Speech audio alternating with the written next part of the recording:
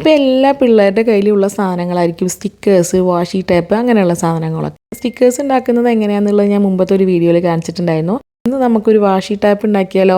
അതിന് വേണ്ടിയിട്ട് ഒരു A4 ഷീറ്റ് എടുത്തിട്ട് ഇതേപോലെ 1.5 സെൻറ്റിമീറ്റേഴ്സ് വിഡ്ത്തുള്ള കുറച്ച് ലൈൻസ് ഇങ്ങനെ ഇട്ട് കൊടുക്കാം.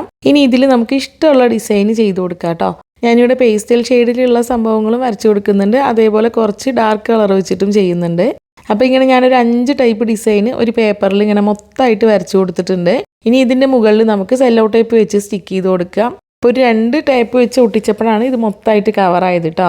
ഇനി സൈഡിലുള്ള സെല്ലോ ടേപ്പൊക്കെ നമുക്ക് മുറിച്ച് മാറ്റിയിട്ട് ഈ ഓരോ ടേപ്പും സെപ്പറേറ്റ് ചെയ്തെടുക്കാം. ഇപ്പോൾ ഇത് 5 കളറുള്ള വാഷി ടേപ്പ് നമുക്ക് കിട്ടിയിട്ടുണ്ട്.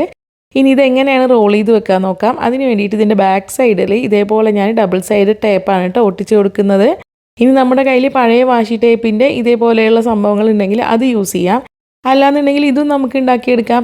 അതിന് വേണ്ടിയിട്ട് ഇതേപോലെ തന്നെ സെയിം 1.5 സെൻറ്റിമീറ്റേഴ്സ് വിഡ്ത്തുള്ള പേപ്പർ സ്ട്രിപ്പ് എടുത്തിട്ട് ഇതേപോലെ സ്റ്റിക്ക് ചെയ്തിട്ട് ഇങ്ങനെ റൗണ്ട് ഷേപ്പിലാക്കി കൊടുക്കാം.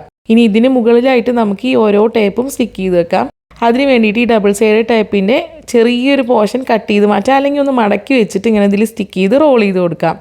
എന്നിട്ട് ലാസ്റ്റ് ഇതിൻ്റെ അറ്റഭാഗം ഒട്ടിക്കാനും ഇതേപോലെ തന്നെ ഈ ഡബിൾ സൈഡ് ടേപ്പിൻ്റെ അറ്റഭാഗം ചെറുതായിട്ടൊന്ന് മടക്കി വെച്ചിട്ട് ഇങ്ങനെ സ്റ്റിക്ക് ചെയ്ത് കൊടുക്കാം. അപ്പോൾ ഇങ്ങനെ ഞാൻ എല്ലാം തന്നെ റോൾ ചെയ്ത് എടുത്തിട്ടുണ്ട് കേട്ടോ. നല്ല അടിപൊളിയായിട്ടുള്ള 5 ടൈപ്പ് വാഷി ടേപ്പ് കിട്ടിയിട്ടുണ്ട്. ഇങ്ങനെ ആകുമ്പോൾ എന്താ ഗുണം വെച്ചാൽ നമുക്ക് ഇഷ്ടമുള്ള ഡിസൈനിൽ ടേപ്പ് ഉണ്ടാക്കിയെടുക്കാം. വാങ്ങിക്കാൻ നോക്കുമ്പോൾ പല പല സെറ്റിലും പല പല ഡിസൈനൊക്കെ ആയിരിക്കും. ഇങ്ങനെ സെലക്ട് ചെയ്ത് വാങ്ങാൻ പറ്റിക്കോളണമെന്നൊന്നുമില്ല.